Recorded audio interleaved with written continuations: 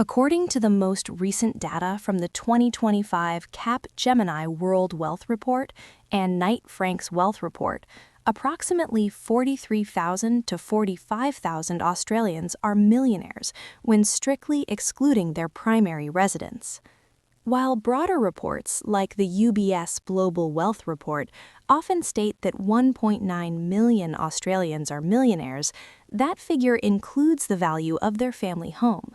Because Australia has some of the highest real estate values in the world, the vast majority of millionaires on paper are house rich, but do not necessarily have $1 million in liquid investable assets.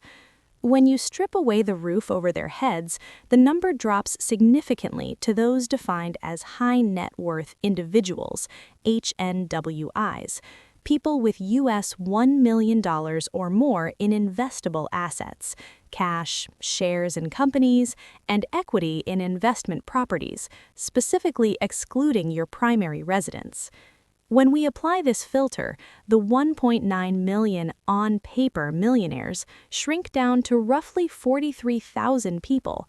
This represents the liquid elite, the individuals whose wealth is active, mobile, and generating further income through the markets, rather than just sitting in a residential land title. Over the next few hours, we will explore how this group built their wealth. We'll examine the role of the mining boom, the massive growth of Australia's superannuation system, and the great wealth transfer currently underway as baby boomers pass down trillions to Gen X and millennials. We'll interview economists about why Australia has the second highest median wealth in the world, yet remains so heavily dependent on a volatile property market. We'll look at the tax incentives like negative gearing and capital gains tax discounts that have funneled Australian capital into housing and ask, is it time for a shift? As we move through the segments of this marathon exploration, keep one question in mind. Is a millionaire still a millionaire if they can't afford to sell their house?